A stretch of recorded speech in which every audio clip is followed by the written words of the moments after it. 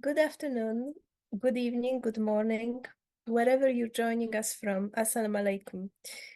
We are talking to you from England and from France. So wherever you are sitting in the world, please tell us in the chat. Also, if you have any questions, any thoughts, or a joke you'd like to say, please put it all in the chat or in the Q&A portal. We would like you to connect with us. So today we've got an event that is part of Muslim Women's Arts Festival, and we've got two brilliant women with us, two comedians, Ola Labib and Nabz Pat. Nabz is the host for today. She's a writer and a stand-up comedian who's been featured at the New York Underground Festival, Leicester Comedy Festival, and BBC Asian Network. She had 7.5 million views and over 50,000 followers on TikTok.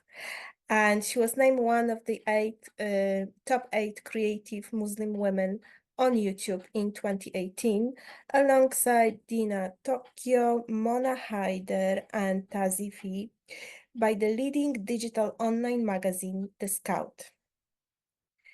So just a little reminder, please share your thoughts, connect with us on chat, and thank you so much for all your donations. We do create all these free events for you, relying on your donations. So we really appreciate all your help. And stay connected with us on social media. We're on Facebook, Twitter, Instagram, LinkedIn, and TikTok. And we've got a hashtag spread honey, not hate.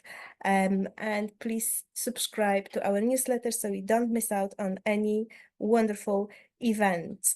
At the end of the event, I'm going to tell a little bit more about the MACFEST Arts Awards. If we have any artists in the audience, please stay until the end. Over to you, Nabz. Thank you very much, Katarzyna. Assalamu alaikum. Welcome to MACFEST. You're joining me, Nabz Pat, for a fantastic hour and a half of great conversation with Ola Labib. Ola is joining me. It's a real treat to speak to a comedian who I watched live. It was at the South Bank Centre about a year ago, and she was absolutely hilarious. So I'm going to have the pleasure of sitting down with her and chatting to her. I personally think a lot of her punchlines come from her eyes. So give me a shout out with those eyes, Ola. Hilarious. And we will be seeing more of those expressions, no doubt, throughout the conversation. Ola is a rising name. She's got an edgy style of comedy. She's got wry wit. She is a fantastic rising name who has performed at the O2 Arena, no less. She was one of the acts at Mo Gilligan's show, and she's done the Muslim community proud because she's the first Muslim Black Sudanese woman to perform there.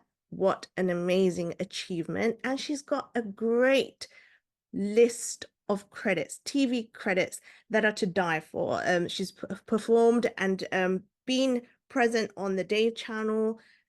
She's been on Comedy Central and ITV and the BBC. So Ola, it is absolutely wonderful to have you today on the MACFEST show.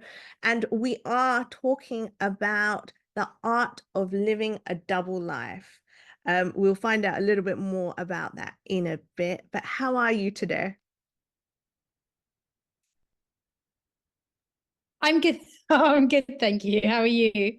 I'm good. I thought I was going to have the fun task of lip reading there for a moment. No, I'm good. It's really exciting. This is really lovely. Thank you for having me. Oh, the pleasure is all of ours. We have a fantastic number of participants who've joined us from all over the world. Do in the comment section, let us know where you are joining us from. And if you want to ask Ola a question, she is here and ready and waiting to answer your much awaited questions all about the double life. Ooh, the woman of mystery. Can't wait to hear more about her. But Ola, before we begin our conversation, I do believe You were asked by our wonderful organizers if you could give us a few jokes, share a few bits with us. How do you feel about that?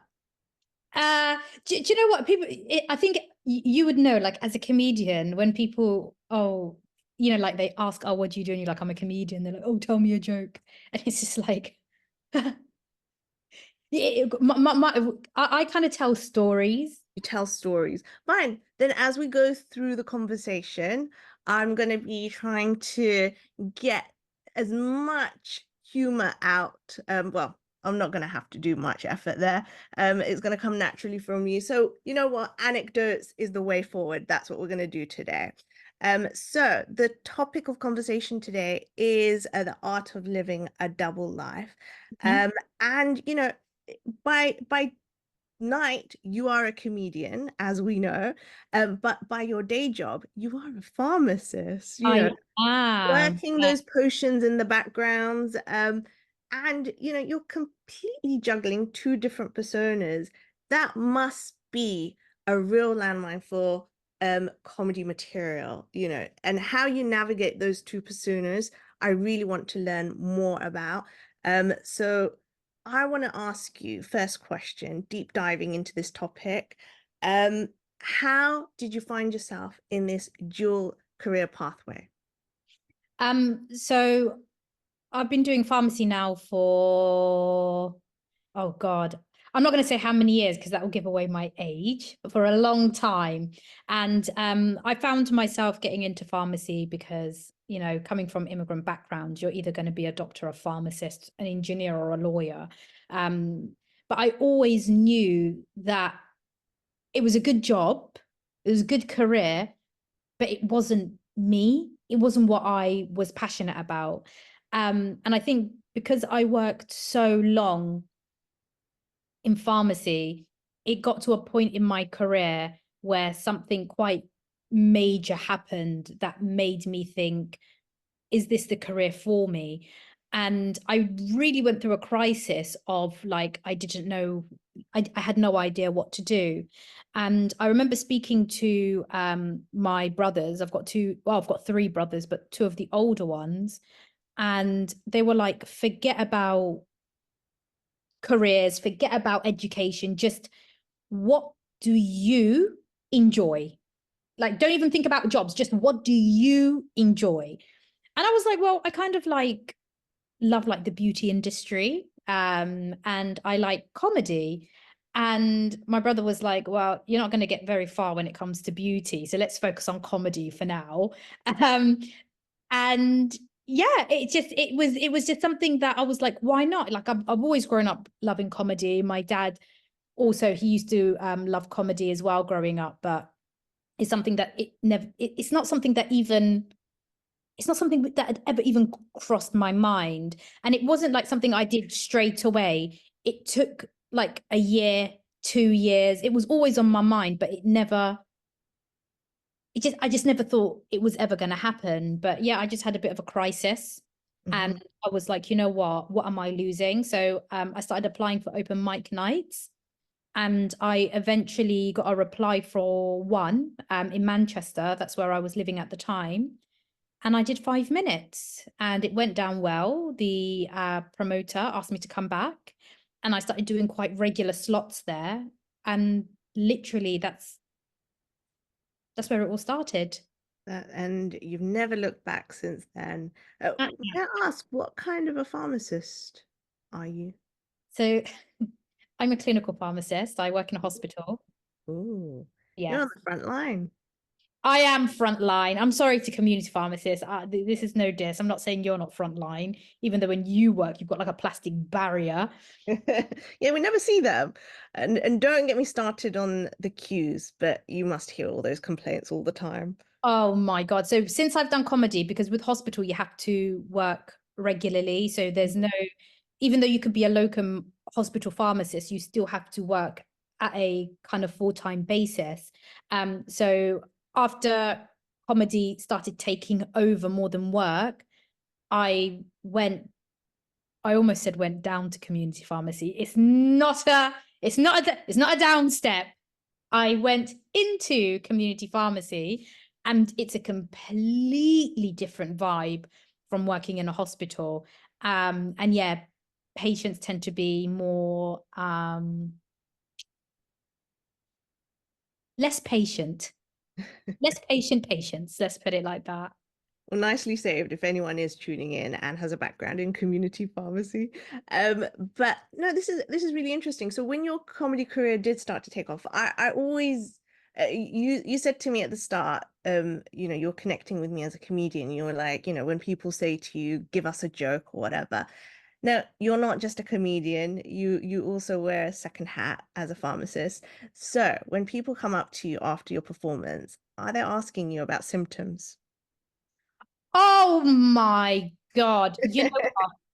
The comedy world, because I never used to tell people that I was a pharmacist. Like, I never even spoke about it until, like, I would say in the last year, if that is something that started to come about. And I don't know what's wrong with people that they, you know, I'd get like comedians saying, oh, you know, I'm trying to see a doctor, but I've got this, I've got that. I'll have people even say, oh, Ola, I think I've got a chest infection. Can you send me antibiotics? And I'm like, what on earth makes you think that I store medication and antibiotics in my own home? Yeah. I do, but that's not the point. The point is, what makes you think that? So yeah, I get it a lot. A lot of them do apologize. They're like, oh, we're sorry, Ola. We know, Yeah. you're not working and this and that. But if I send you a picture of this rash, can you tell me what it is? Or, oh, Ola, is this, scabies, or is this just a normal rash, or is it a fungal infection? And I get it all the time. Yeah, I befriended a doctor Oh, the a few years back, and she never told me she was a doctor until a year later, and I now know why. She was yeah. like, she just wants friends with no strings attached. Yeah. And the thing is, for a doctor, like, we have two completely different expertise. Like, so there's certain things that we do know about. But honestly, I had a friend who called me and she was like, Ola, I didn't know who to call. I couldn't get through to a doctor.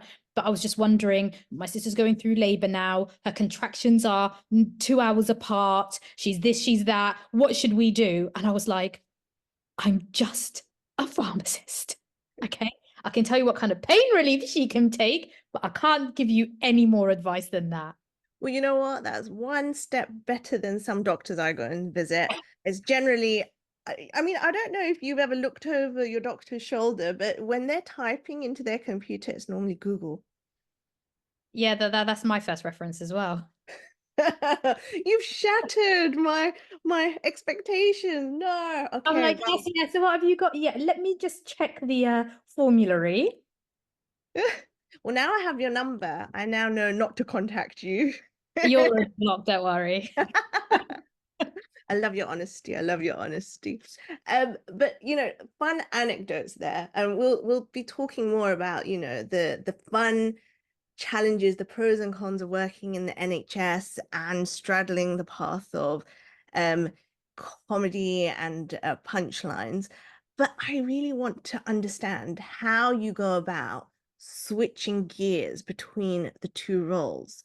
So during the day, you're doing a very serious job. You've got essentially it's a risky business because you've got people's lives to be responsible over. You're looking at names, you're looking at symptoms, you're dealing with prescriptions. That can be deadly business if there are errors.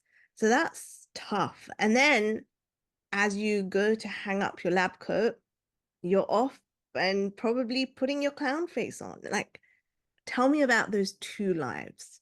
So I think the lives do cross over a lot. It's very difficult to segregate both jobs, whether it's bringing humor to pharmacy or bringing pharmacy to humor. For example, like, sometimes, when you're doing comedy, like when you're getting heckled or whatever, you have a response like literally on the tip of your tongue. And in comedy, you can like just let it rip. You can say whatever you want, whenever you want, in response to stupidity, in response to, in response to anything. And there have been times where a patient would say something and I would say, you know, I would just say a response to that straight away. And it's just leaving me in a situation where like, oh, you know, I didn't, you know, I'm really sorry. I'm just, you know, I try to like sugarcoat. You have HR to deal with. Yeah, I'm a locum, so I don't tend to deal with HR so much. It's usually you complain to the manager, but the funny thing is I'm the pharmacist and I'm usually the manager as well. Oh, wow. But at the same time, like I think balancing, especially when I worked in hospital, balancing hospital work with comedy, I really struggled with, especially when you have bad days at work. Like a story that I always tell when people are like, oh, it can't have been that bad. I remember when I got my first paid job, and that was in a place called Harrogate, which is in Yorkshire, I think.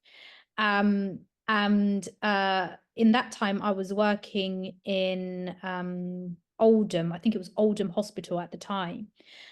And I was working in oncology, which is cancer.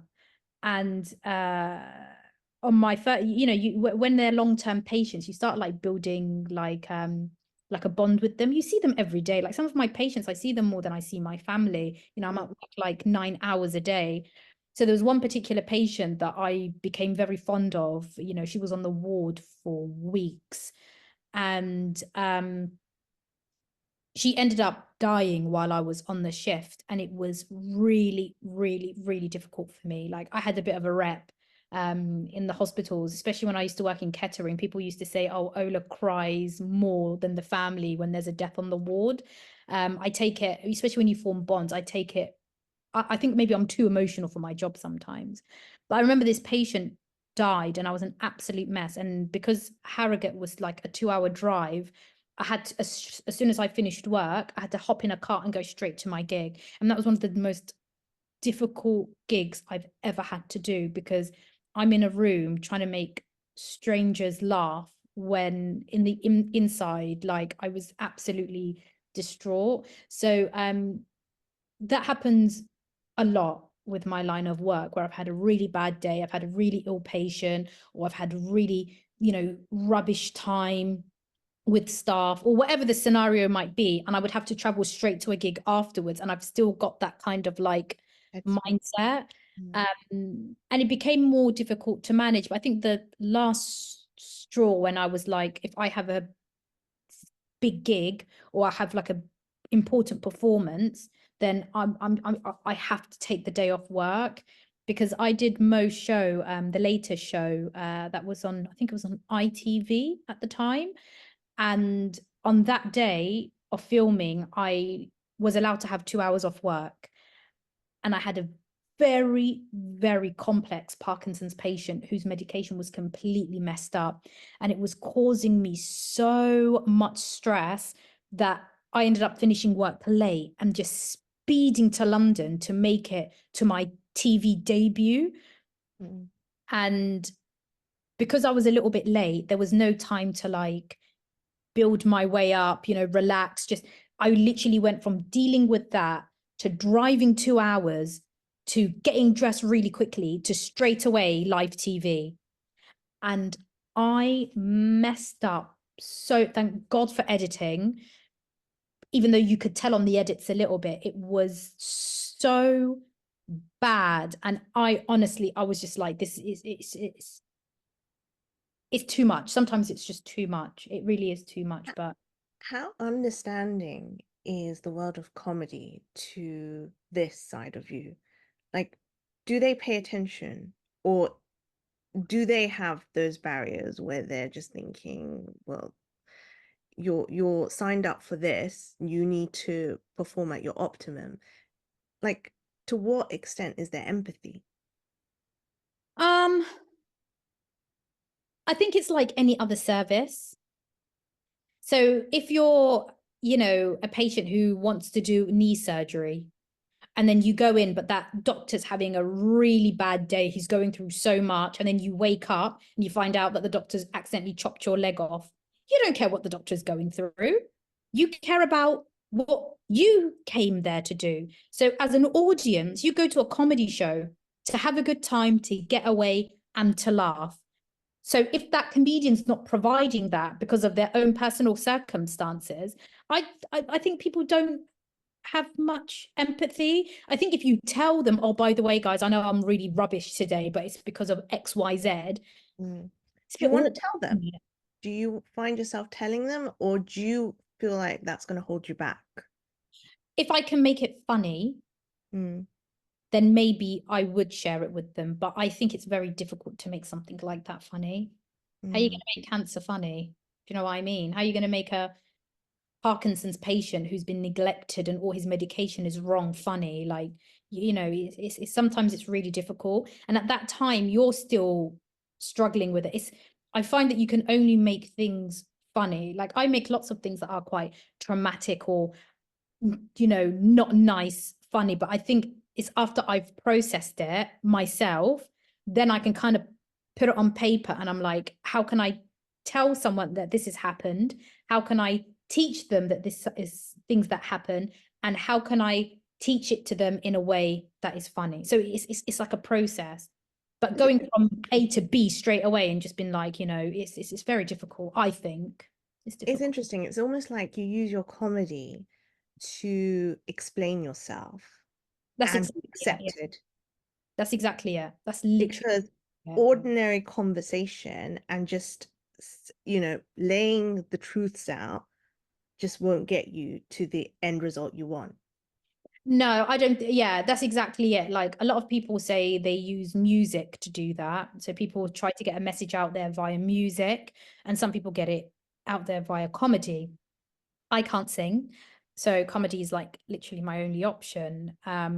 You know that you can teach people about things, you can talk about things, but you know, it's There's a cost. 2024, you know, Mm. because attention spans like 30 seconds. So if someone's speaking for 30 seconds, after that, they're just like, what is this person talking about? But if you can try and keep them engaged through humor, through art, through music, then that person's more likely to retain that information. That's interesting. It's about, in a way, it's about making a mark and standing out and being more memorable. I appreciate you sharing those experiences, because it's very candid. And also, I guess it reveals that, behind the scenes, the industry is not glamorous. It No, really isn't. no, no, no, no. And I talk about it in my hour. So some of this kind of I've got a tour coming up from July to October. And you know, I've done previous hour shows, but I think this next one is quite raw. What I talk about this, where people kind of like glamorize the TV industry, but actually it's, as much as I love comedy and I love the comedy career in itself, there are times where I'm like, I do miss the life of normality, quote unquote, of pharmacy. Like I know what to expect. I know what the worst case scenarios are going to be going to work, and I know what the best scenarios are going to be. But with the TV industry, it's so unpredictable. And it's like you will sometimes feel like you need to do things or not do things to make it further. And I think that's something I personally, that for me, that's the most difficult thing to navigate, if you like. That's interesting. I mean, like, there are comedians who are drawn to the world because they crave that instability. But that instability that you do not crave hasn't been to that kind of tipping point enough for you to be like, I'm just packing it in. Well, I'm lucky, alhamdulillah, in the sense that I've got a pharmacy career. So if the instability was very unstable, then I've got something to fall back on. Like I could pick up a shift in pharmacy. I can, you know, if I turn down an opportunity, for example, that's going to get me out of pocket, then I'll just pick up pharmacy for a month or whatever to make up for it. So in that sense, I'm very, very lucky, but it depends on responsibilities. You know, You know, I'm a wife, I'm a daughter, I've got parents, I've got a family. My country's going through a war at the moment. Our families back home are dependent on us. I don't have the luxury of instability that doesn't pay. I think, and this is, and you know, people are born into situations that are better, and alhamdulillah for everything, of course, but I think, you know, when you do have responsibilities, the instability of work,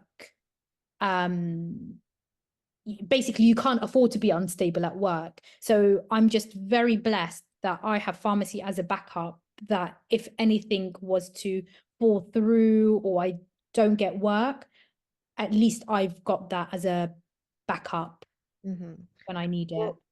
You did mention Sudan there, and I know that you hail from that beautiful country. I'll be deep diving into that other side of, you know, your identity a little bit more and how it propels your comedy.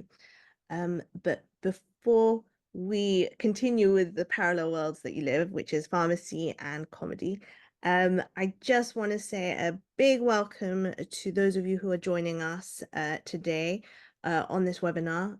We are talking to Ola Labib, and it's an amazing conversation so far, and you know, we're just getting to the juicy parts of it all. Thank you if you're joining us. I know that we've got Ewan who's saying salams from Jakarta. There is somebody from your hometown, I believe, Stockport. Dundaji. Oh no, you're from Portsmouth. I'm from Portsmouth. Stockport was next to the hospital that I worked in, though. That's right. Yes. And we have the team here from MACFEST. We've got Qaisra, we've got Katarzyna, and we've got the technical team. So we are all welcoming you onto this conversation. Thank you for joining us. My name's Nabz Pat. So, Ola, you know, the world of pharmacy is something that requires constant refreshing. You know, there's always information that you're constantly reminding yourself with, and this kind of draws parallels with the comedy world. You're having to refresh yourself with new material, throw yourself into the deep end, and you know, open your, in a way, your third eye of observing life and jotting down what's happening around you. How do you keep your knowledge fresh in both parts? So in pharmacy, we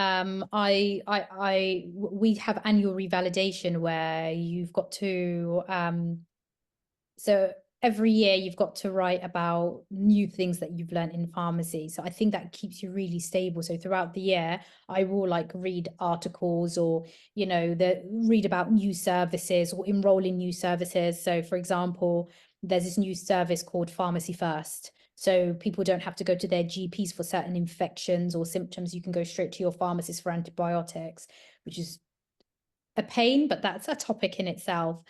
But in comedy, you know, you read the news naturally, like with social media and stuff. There's always something going on, whether it will be in the entertainment world, whether it will be politically. I always try to keep up to date. I try to talk about things that are relevant and that are important. But unfortunately, again, being part of this industry, there's certain things that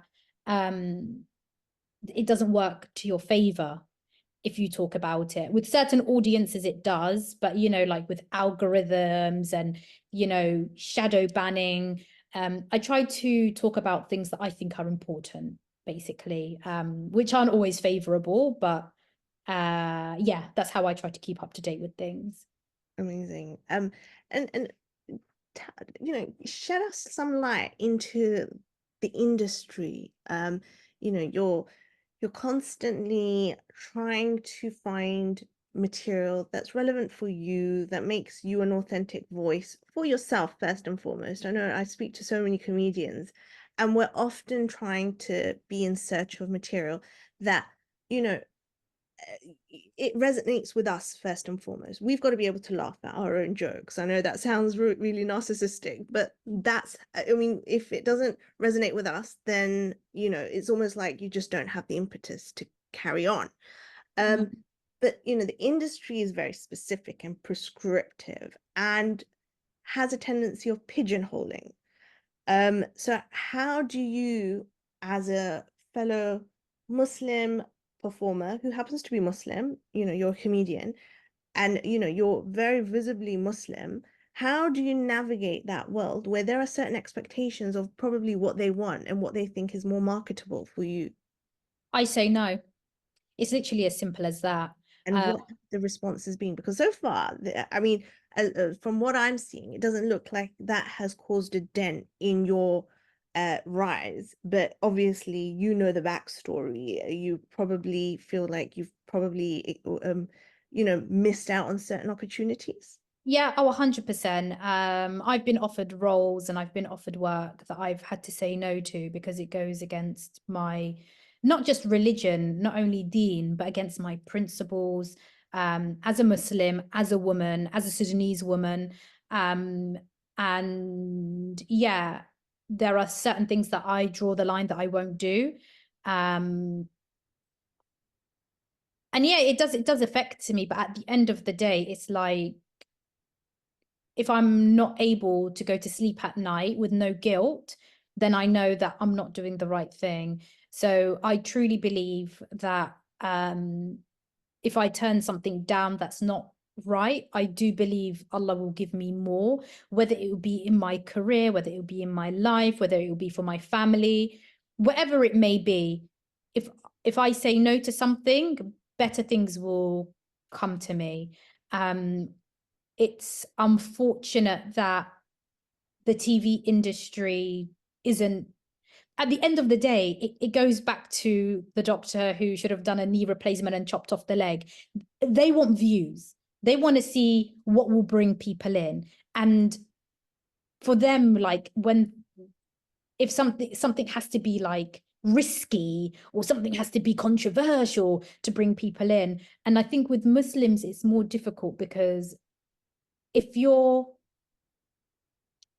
like a non-person of color, that they're used to that. So there's nothing not normal about that, but they try to, it's almost like clickbait. I think so personally. You know, they want to see the Muslim, you know, going out to clubs and drinking and like twerking with the hijab on, or they want to see the oppressed woman who is liberated by whoever and then takes her hijab off. These are kind of the kind of things that they think will sell. But actually, I think that Muslim women, not just Muslim women, but like in general, different minorities, there's more to them than their minority. I always say that I'm a woman that happens to be Muslim. I'm not a Muslim that happens to be a woman. So my religion doesn't define me. Do you know what I mean? You know, if whether you're a hijabi woman or not a hijabi woman, if there's a role as a shopkeeper, what difference does it make if that shopkeeper's hijabi or not? If it's non-hijabi, they get them selling apples. If she's hijabi, oh, let's spice it up and let's get her selling vodka. It's just madness. Like I just don't understand the logic. Yeah. But like I said, at the end of the day, I really don't care. Like obviously my career is important and I want to do well, but not on the expense of my beliefs. It's as simple as that. You got your coping mechanisms, but you use the analogy of clickbait, which, you know, makes me straight away think about, you know, how populated the World Wide Web is, and how with social media today, you've got to be kind of like constantly uploading or being as visible or as frequently visible as possible. Yes, mind-blowing. But you know, do those and many people who are in that rat race feel like if they're not uploading, then the algorithm is not supportive of them and then they become invisible. Have you ever had those insecure feelings? All the time, and it's so stressful because like I've got a big platform, not a big platform, but I've got a platform, sorry, and It's big enough. It's big enough. It's well, very impressive. it could be better, but because I post about Palestine and I post about Sudan and I post about the Congo and I post about Tigray, it really messes up your algorithms and less people see it. And it's really, really stressful because I think in these times, it's important that you're talking about what's happening in Palestine. It's important that you talk about what's happening in Sudan. And the thing is, it's such an imbalance because when you don't talk, your algorithms do better, but then people think, oh, she's not, she doesn't care about these things. But these things are more important. That these things are the reason I'm doing what I'm doing. Like what's happening in Sudan, the reason I've got this platform. People don't know about Sudan.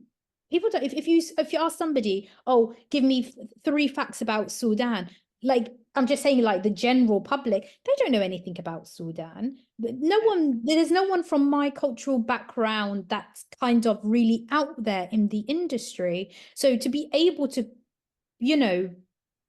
talk about Sudan and people are like, oh, well, where's Sudan? Or what is there to know about Sudan? People don't know. So it's like, I need to use my platform to highlight my community.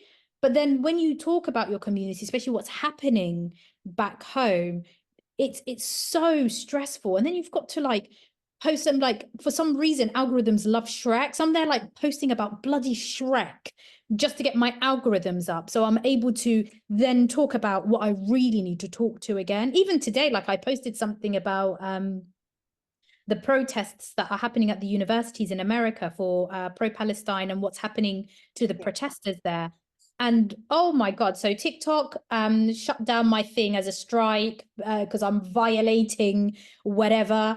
And, my Instagram algorithms are literally like, so going from like 5,000 views on my story to going to like 50 or 60. And it's just like, it's like a lose-lose situation. You're either going to get your audience who are like, why isn't Ola speaking about this? Shutting off, or you speak about it because you want to speak about it, but no one sees it anyways. So what do? Well, I'd never heard of Shrek doing a public service. It's good to hear that in between he, the character can pop up and algorithms love Shrek. Really? Okay. There you go. Tip of the day, folks. If you're tuning in and you want to make it big on social media, Shrek is the way Shrek. forward. Just put Shrek out there sometimes. Mention him sometimes. He loves it. I do love it. I'm not gonna lie. We will pick up on Sudan because I'm really curious to understand how you have family out there, you hail from the country, there's been conflict going on, and you also have to go out and perform comedy. So how all that works together, or maybe it doesn't, would love to hear your thoughts. But before we delve into that, here we go then, folks. We will be talking about something more serious, but in the meantime, you are going to watch one of my alter egos probably dancing or prancing about in East London.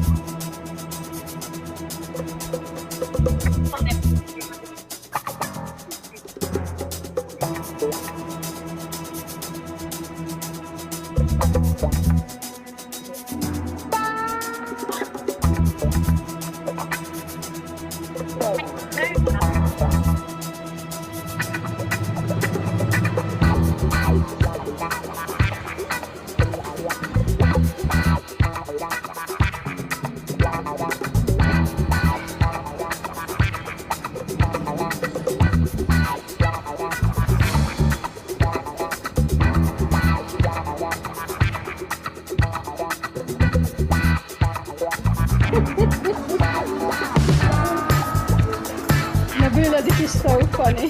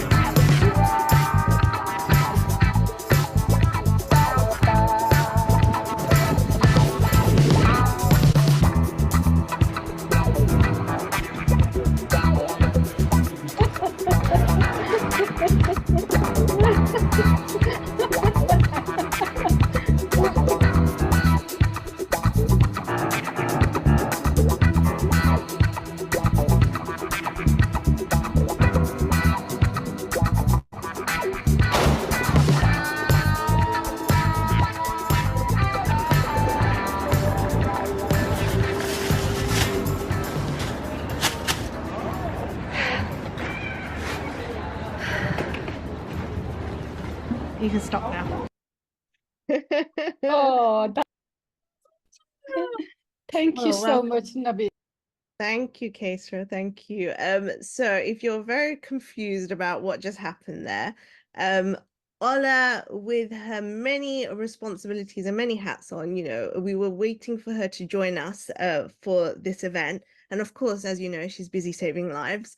And so there was a moment where me and the MACFEST team had this worst case scenario, which was that they were going to interview me.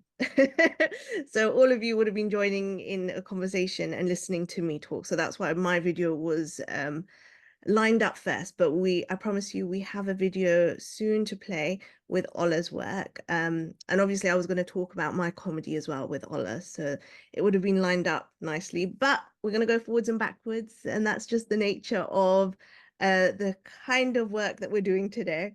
But anyway, if you're joining us live from around the world, you are most welcome. Thank you for joining us. We are talking about the art of living a double life, starring Ola Labib. She is a rising star here in the UK with amazing TV credits to her lineup. And she has, of course, as I mentioned earlier, she has supported Mo Gilligan as the first Black Muslim woman to perform at the O2 Arena. And you know what, Ola, I want to talk about that first before we move on to more serious stuff, because, let's keep things lighthearted as well. But thank you for joining us, as I mentioned, and do let me know where you're tuning in from. I know so far we've got people from Jakarta, people from all different parts of the UK. Any other time zones, let us know. Ola, you performed at the O2 Arena. Tell me, that's an arena. That's like thousands of people. And as a fellow stand-up comedian, I know that I'm accustomed to talking to small rooms, so small function rooms, either at the top of a pub, or in small little basements, or sometimes occasionally in gardens. That has become a trend post-COVID. But it's a small, intimate group. How do you go about having that mental experience of being intimate with a small crowd to then taking it out to a louder, bigger platform like an arena? I really like interacting with audience. Like, it sounds very strange, but I actually love talking to audience members. I love making them, like, I want them to feel involved in my I feel like when I do a comedy show, even when it's to like lots of people, I like to feel like they're involved in it, and I want to feel that I'm involved with them as well. So doing it in an arena, you do not have that. You can't even see, like you can't really see who's there, but you can literally, the laughter hits you, and it's quite a bizarre experience. As amazing as it was, I do have to say I do prefer intimate rooms. Wow. Before you talk more about the intimate room, we have a video lined up for you, which is just befitting considering you are the star of the show today. I really liked yours. We want another Nabz one. I think they have another one lined up. They can drop it if they want, but we will come back to that in a bit. But let's watch you and your work in action. Oh God, I wonder which one you've picked up. How was I supposed to translate a threesome to a woman that would have a heart attack if she knew that I knew what sex was? My name's Ola Labib. I can already see in some of your faces. Oh, she's here to talk about race, isn't she? Well, obviously. It wasn't talking about my eczema that got me on Comedy Central, was it? I'm treating my eczema, by the way, for... self-treating. I'm a pharmacist for the NHS. No, don't clap, just pay us more. I'm a Muslim. I know what some of you are thinking. Well, obviously, you got a hijab on. Don't make assumptions. We're going through a crisis at the moment. I could be wearing this to keep my head warm for the winter. Or I could be going for the more ethnic look. I heard that gets you a free ticket to Rwanda. So I'm from Sudan ethnically, but I live in Portsmouth reluctantly. But the more I think about it, the more I realise that there's so many similarities between Sudan and Portsmouth. No, seriously, like in Sudan we don't have any access to clean water.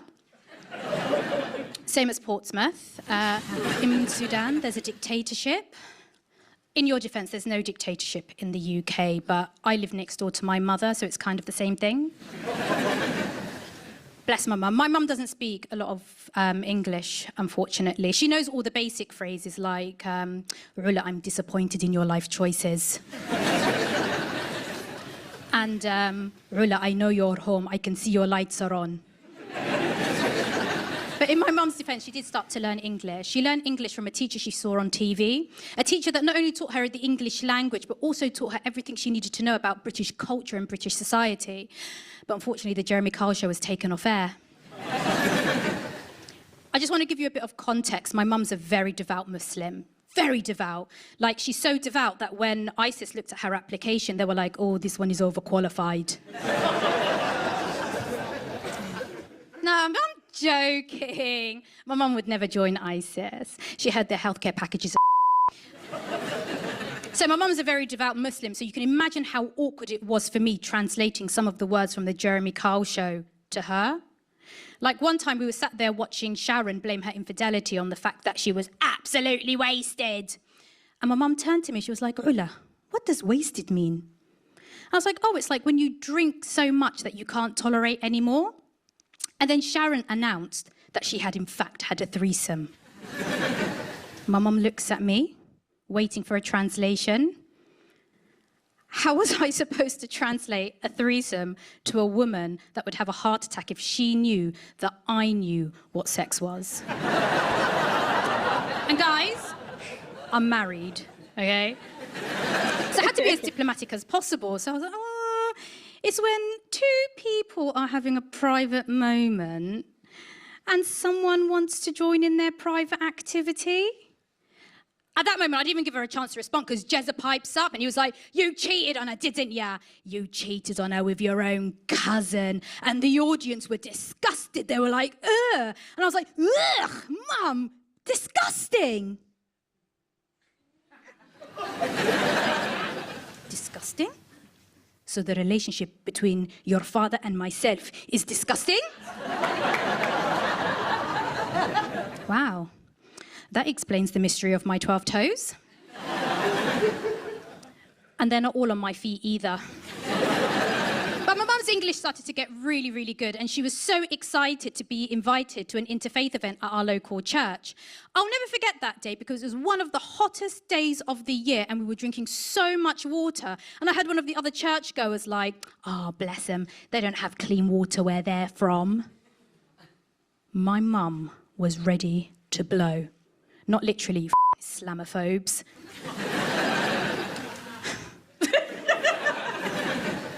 She's ready to blow. And she was like, "You don't either, you donut. I live in Portsmouth too." I had to take my mum to a private corner and I had to remind her, "Mum, calm down. We need to make a good impression."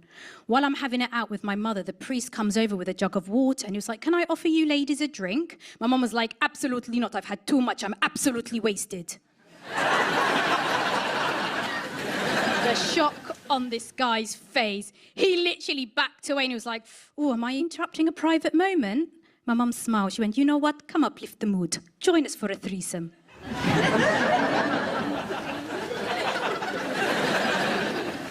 I've been Ola Labib. Thank you so much, guys. Thank you. That was fantastic, Ola. That was like 3 years ago, and I'm like, mate, it's just so bizarre seeing yourself like that long ago. How does it feel watching back your comedy? I know that you're feeling it's like a little bit outdated, but how do you process your own voice, your own stage presence? And I have to say, that was a big crowd.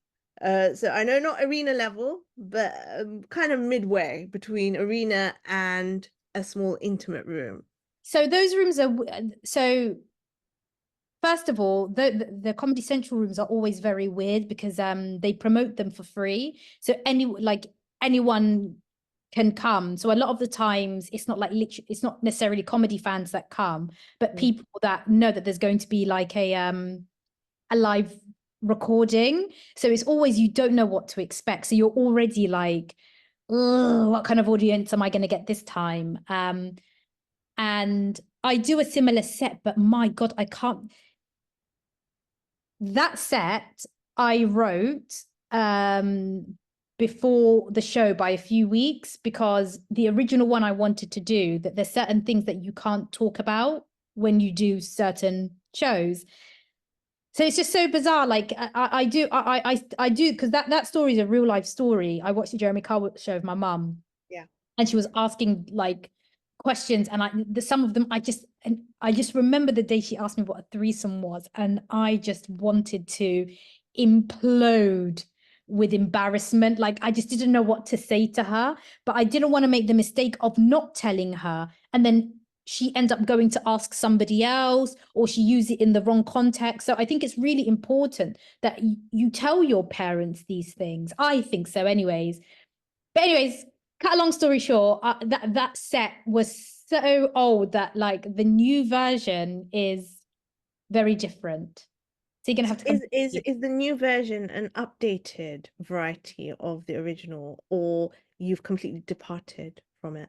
No, I think it's the same story and it's the same kind of layout, but I think with shows like that, you shouldn't do new material. And I made the mistake of doing a new set that I've never tried before on TV. It was probably not the smartest move.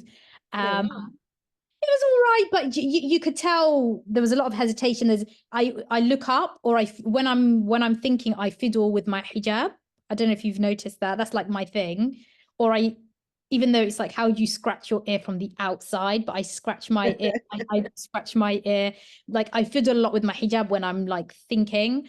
But no, it's important, because then it makes you think, oh, you know what? I've come a long way with that set. You know, it's good to hear the inner workings of Ola Labib and how she goes through these processes, because you know what, this is, people watch comedians on stage and they're often perceived like magicians. You're pulling out jokes from your hat, but there's a process. Oh, it's a method to the madness. It's a process. So when oh, and another thing, I don't swear anymore on stage. I've become very good this Ramadan, because I sometimes it's on the tip of my tongue. There's someone's being a I'm not going to say the word. I'm just like, it's on the tip of my tongue and I just like say it. But I've tried to the way I perform is I mentally think my mother and father are sitting in the audience. So what can I say and what can't I say? So even when people are like, oh, but you said threesome. And I'm like, yeah, that's something you hear all the time. Like I live in Portsmouth, that you hear that like 70% of the time. So these are normal things that people talk about or they bring up. So it's not like you can't shy away from the reality of things, like talking about drugs, talking about this. These are the reality. We live in a society where these things happen. So it's important that you talk about them. So I do monitor my behavior a lot more closely. It's interesting. Your comedy and your style is having a bit of a reshake because of your your values and your spiritual feelings and sentiments towards And the things. people that see and watch my stuff as well. So the people who see and watch your comedy are also probably the people you talk about. How do you go about, keeping things halal enough for that experience? Because I've seen your bits and I've laughed out loud because I have a lot of material that I delve into about this person in my life as well, the mother-in-law. You've done bits, you've done comedic bits about mother-in-laws. How do you go about seeing them after you've performed on a very public platform? I'm joking. She knows I'm joking. Plus, she doesn't live in the same country as me. So, do you know what I mean? Helps. Yeah. I'm going to send mine off to another country then. Yeah, she lives far away, but she knows I'm joking. Maybe then I wasn't, but now I love her. She's nice. Oh, we'll have to unpack the niceness there. I think I can hear Qaisra laughing in the background, or somebody else. Is that you, Qaisra? Yes, it was. It's nice. It's nice to have laughter in the background, I have to say. And we've had quite a few very positive comments whilst your stand-up was being You shown. two are amazing, absolutely amazing. Lovely every minute of it. Thank you so much, ladies. Thank you, Qaisra. Qaisra's like our sideline champion. She's sitting there with her pom-poms. And she's Nice. like, go Ola, go Nabz. That's what's happening right now. So thank you, Ewan, who said, great, with 2 thumbs up emojis to your stand-up. And Aisha with her iPhone has written in saying, love your comedy, Ola. So there you go. We've got 2 fans in the house. Now, before I open up the questions to the rest of you all, I just want to let you know that you can post up your questions on the comment section here in the chat section, and I will pose them to Ola. But in the meantime, we're going to kind of go back to the serious talk of Sudan. Now, one thing about Sudan, Ola, is that I know I was alerted to the troubles over there last year through your own social media stuff. So it does have an impact. I think in the past year, since October 7th last year, social media has been ablaze with another part of the world, which has been very loud, and there's been a lot of images, etc. Sudan, not so much. And these are conflicts that are happening around at the same time. And as you mentioned earlier, you have a public platform, you're mentioning it, you want to raise awareness. It seems like you wear several hats, public service hat in many ways as well, not just for the NHS, but for just public awareness on matters that are close to your heart. And you had very close family members that were out there in Sudan. And your family members were very close to a lot of the troubles that were happening, and it was a very tough time for you. But also you had a day and night job being going out there and performing and to do stand-up. And not many people would understand this aspect of a stand-up's life. And that is, how do you go about getting up on stage day after day, putting a a laughing hat on, whilst you're so troubled and conflicted inside and going through turmoil. I know you touched upon it through your own pharmacy work, but we're dealing with war here. So my family are still out there in Sudan, and the first month I didn't work. I couldn't. That's very honest of you. Yeah, it was impossible. My family, some of my family are in the capital, some are in a village. So the people, my family that were in the village were impacted a few months down the line. That's when the militia then went to the Jazeera region of Sudan. But when the war actually happened, my husband's parents and sister and niece, they were right in the center of where the bombing started. So his family had to then escape to Egypt, and I just couldn't do anything, knowing that he was like having like sleepless nights, not knowing, not hearing from his parents when they were like in the midst of where the bombing was happening. And you know, my family were there as well, but at the time they were in safer areas. But now it's not easy. It's not easy. There are days where I you know, I hear certain things and I'm just like, I'm in no position. I'm in no position to be doing anything. I can't. It's like I can't. It's impossible. It's literally impossible. And my agents and my managers are very understanding. They know that my grandparents, my aunts, they're like stuck in the middle of war. But a lot of them have been displaced. You know, a lot of them have either escaped to the very north of Sudan. Some of them have escaped to Egypt, some to Saudi Arabia, some to Ethiopia. So, like, you know, unfortunately, there's lots of displacement, and some are still in the village where the militia are. We hear from them maybe once every 3 weeks. We heard from them a few days ago, and they said it's stable. You know, they say Alhamdulillah, they say thank God for everything, but it's not in a good place. But comedy is my work, and like I've been doing like a lot of fundraisers, which has been amazing. We did one a few months ago, and we raised almost £7,000 to feed Sudanese refugees who are escaping, who are on the border of Sudan. We've got another one on the 13th of July. So knowing that comedy is my work, and I think a lot of people don't understand, like, a lot of people are like, how can you be doing comedy and all of this is happening? And it's like, this is my work. This is the food on my table. This is the food on their table, you know? So I think a lot of people think comedy is a hobby, and at once upon a time it was, but this is actually my work. Just like you go to your offices every day, just like you go to your practices every day, just like you as a doctor go to your hospital every day, me going on stage, that's my job. That's how I make money. So the times that I'm feeling that I can't do it, yeah, I can't do it and I don't do it, but that's literally money out of my pocket.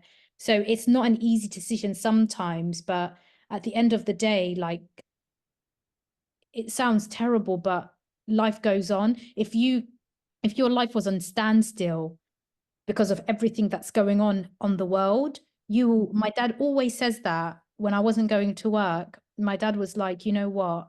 I always say that if my life was on standstill because of everything that was going on, not only in our country, but around the world, he said, I should just build a wooden box and live inside of it, because there's always something going on in the world that is depressing, whether it be Palestine, whether it will be Sudan, whether it will be the Congo, whether it be the Muslims in China, whether it will be Tigray, wherever, there's always something going on, and there's always wars and there's always oppression. But you have to thank Allah that we are in a position where we are safe, where we do have a platform to talk about what's happening, and where we're in a situation where we can make money to help those other people, that you can have a career, that you can organize fundraisers to, you know, send money or food out there. So, you know, it's all about balance. It's all about balance. Obviously, have sympathy, have charity, have, you know, solidarity with certain with people, but at the same time, you've got to live your life as well. You know, you've got to live your life as well. It's a real balancing act that, you know, you find yourself doing. And, you know, I know that this conversation was billed as the art of double act, you know, your career, your two careers, but it seems like there's so much more to it than just careers, like, you know, your multiple identities, your families, and, you know, the emotional connections to so many things, that you're kind of pulled in lots of directions, including your heartstrings as well. It's a tough one, and it's really interesting that you shed light on that aspect. I'm gonna once again ask everyone if you've got any questions for Ola, because it's been a really interesting, fascinating conversation, and you want to find out something more specific about her work, her day job, her night job. She's working 24 hours a day. I mean, when do you rest, Ola, to be Sometimes honest? I ask myself that same question, honestly. Because that's 24 hours of your day gone there.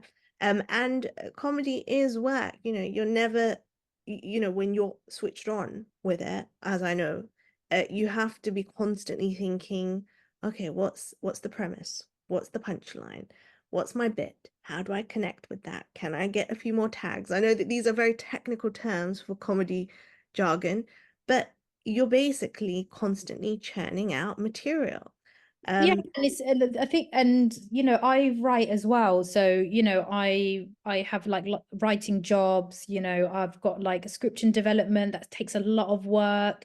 There's always something, but you can get burnt out so easily. So easily you can get burnt out. How do you avoid the burnouts? Or don't you? Do you embrace it?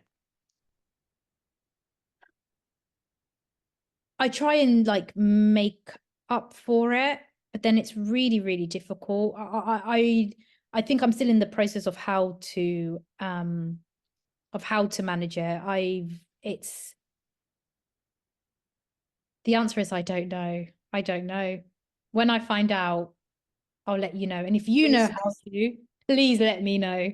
Well, you're still standing up as a great performer. So there's something there. And I think probably your love and your eye expressions for the punchlines are just keeping you going. And we want you to keep going because your material is great. And we watched a few minutes of your stand-up show. We need more of that. So keep doing whatever you're doing. Thank you. And we have a question from the MACFEST team. I think that's Qaisra. No, that's actually me. Oh, Katarzyna, sorry. So just to give you a little background, I work for MACFEST, and I put the events blurbs online on Eventbrite. So obviously, a while ago, I knew your event was coming up, and I don't watch much TV.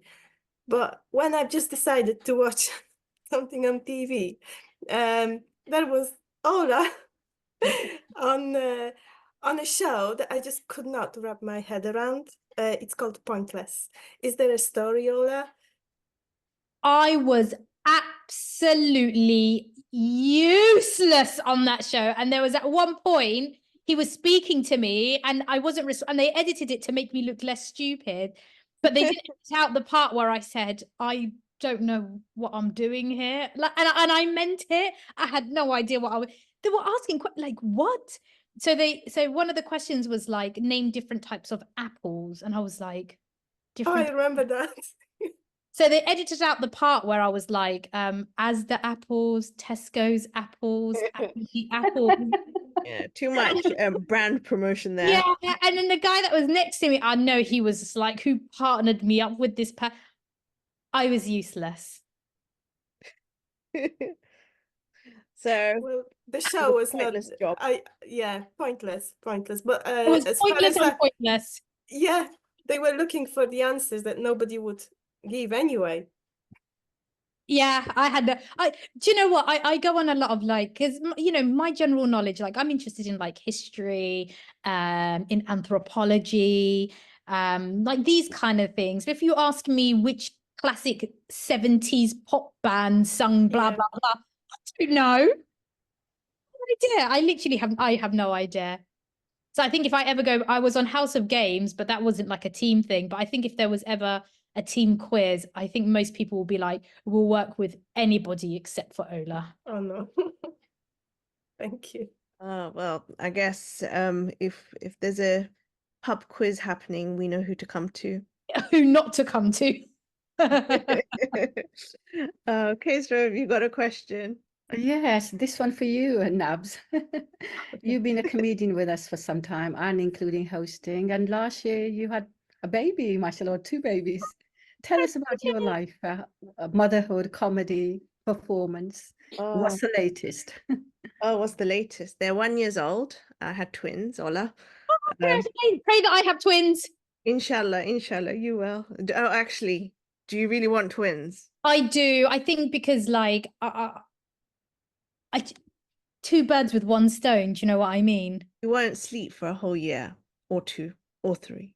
I don't sleep anyways. It's fine. Okay, all right. I can leave them with you, Nabs. They can play with your twins. No, I'm running away. I'm leaving the country. I'm Brexiting. No, I love my kids. I love them. I had a very sleepless night last night. So I'm talking very fresh from experience. They're great, but the comedy, I have a gig this week, and it's one of my first gigs Oh, on the scene, and I'm just like wrapping my head around how I'm supposed to switch gears. The kind of conversation I had with Ola. I was trying to take tips from you, Ola.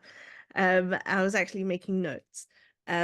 It's the switching up of gears when you're in a certain zone and you've been in that mummy zone, or you're trying to keep them asleep for their naps or feed them, keeping them alive basically, and then you have to think of punchlines along the way. And don't get me wrong, there is a dearth of material in living the life I'm living, but it's just the exhaustion and how that plays into or kind of hinders the comedy. I put it this way, I'm also an online content creator, so I put out comedy material online.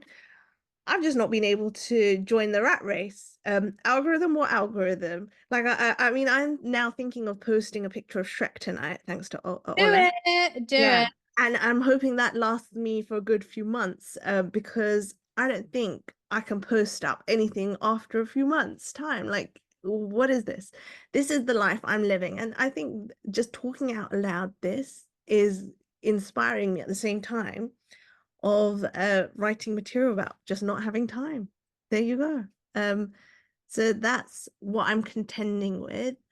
But I'm glad I got to speak to Ola today, because it was I was really taking tips from you, Ola. But yeah, I'm hoping to be back on the scene soon in dribs and drabs. Where are you gigging? I'm gigging in South London, at the Glitch. Where in South London is that? 5 minutes away from Waterloo Station. Oh, that's really central. Is that south? Yes, it's south of the river, so that constitutes South London. Do you know what, Londoners? I will never, for me, London is London. London is London. So when you've got South London beefing with East London, I'm just like, what are you fighting about? As a Londoner, I'm offended by that. Oh. No. It's don't worry. You know what? Anything outside the M25, and we're a bit hopeless. We're a bit like, Central America, where we just don't understand what's going on. So yeah, don't worry. I get it. I get the sentiment. But yeah, that's that's where I'm at, Qaisra. So hopefully, if I ever get invited back next year to MACFEST, Inshallah. inshallah, hopefully I would have got a few more gigs under my belt and maybe a few more hours of sleep. That's what I'm hoping for. I'm going to Excellent. check the comment section, but I've got a few more questions for you, Ola, because you've given me so much food for thought. On the topic of juggling the two worlds, what advice would you give to anyone who is considering having more than one career? Because that's not something that's often espoused out there. It's not the first thing you hear when you go to your careers fair, like, oh, do this and have a side hustle. So you're in a very unique, privileged position to kind of share, the two worlds, how to go about navigating it. What would be your essential takeaways from these things? I would always say, like, if you're not happy in what you're doing, it's really hard because, like, when I was doing pharmacy, I was content. I wasn't happy and I wasn't depressed. I was just content. And it's like, if you have a hobby or you enjoy something, then do it as a hobby. But if you can make a career out of it, then why not? I think a lot of people think that it's like an overnight thing. Like, I did pharmacy and I was like, I don't like pharmacy anymore. I want to do comedy. Oh, now I'm a comedian. No, I'm 6 years. 6 years? Oh, God, time's proper flown. 6 years. But I still do pharmacy shifts, and it does take time. But if you love and enjoy something that much, you want to do it. I've got a friend who's a doctor in optometry, and she's also a fashion designer, and she does both, and she's really pushing with one, and it's really, really hard work. But if you're passionate enough about something, you will make it work.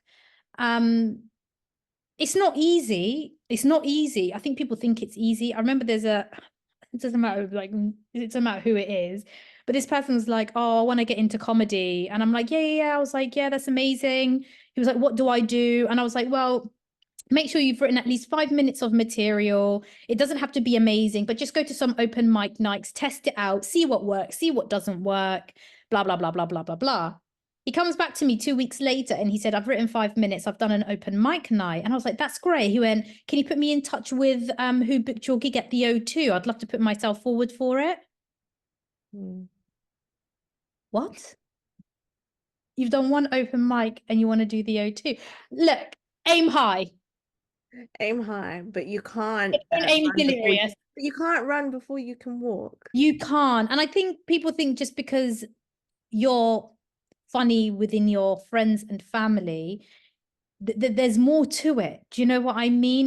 There's more to it, and it is really, really hard work. And I don't think people realize how hard it is until you're in the midst of it and you're dealing with, am I making enough to put food on the table? Am I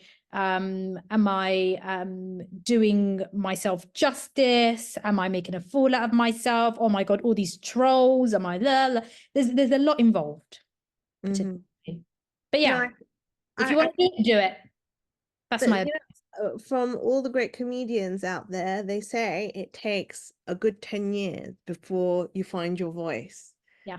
How far into comedy are you, and have you nearly started to find your voice? I think I've always known.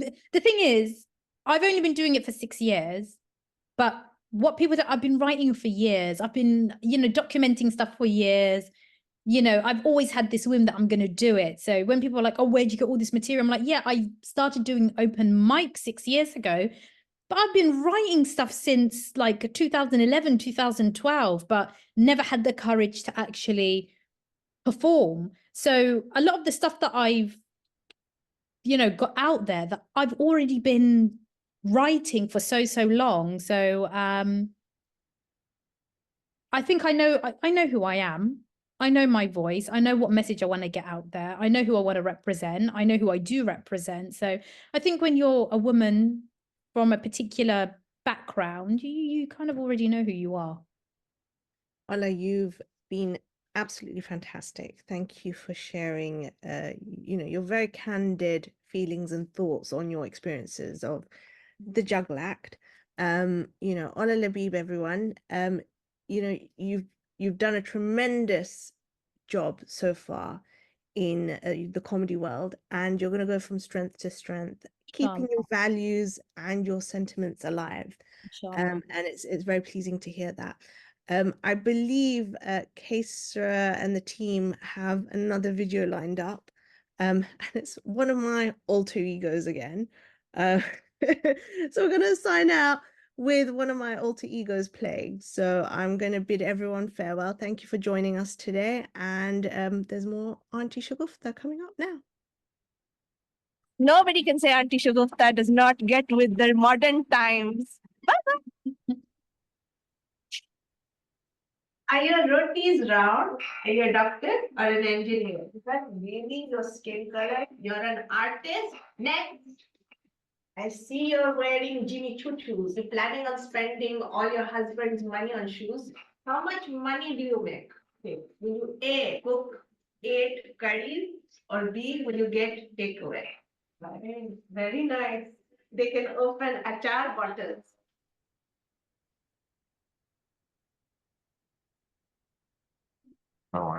Walaikum salam, beta. I'm looking for a girl.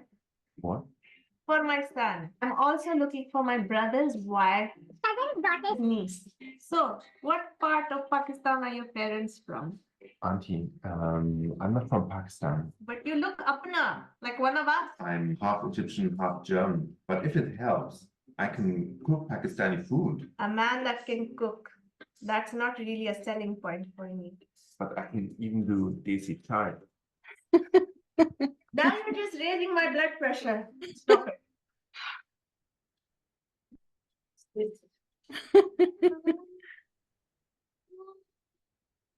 कभी खुशी कभी गम ना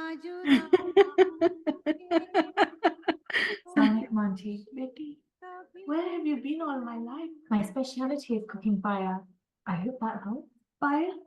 Really? Do you have any questions for me? Kabul. Mom? Mama, what are you doing here? I found you a nice Pakistani girl. Mom, I don't need you to do that. Get ready, you're getting married soon. I'm all right as it is. Have a look there. Huh? Isn't she lovely? Huh?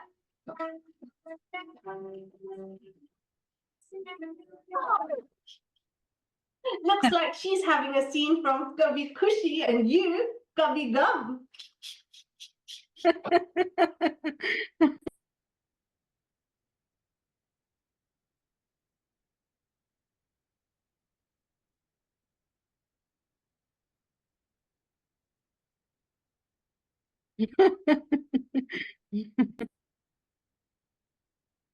Oh, this is lovely, Nabil.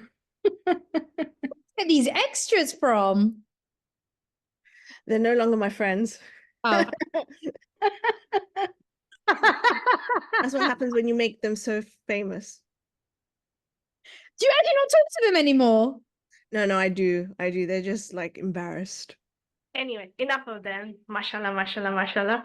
Just want to say, Literally, perfect subscribe to timing. my YouTube channel, Nabz Pat. These two are subscribed. Good.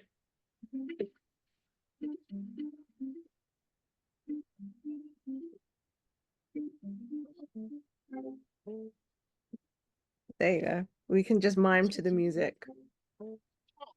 Ola, thank you so much.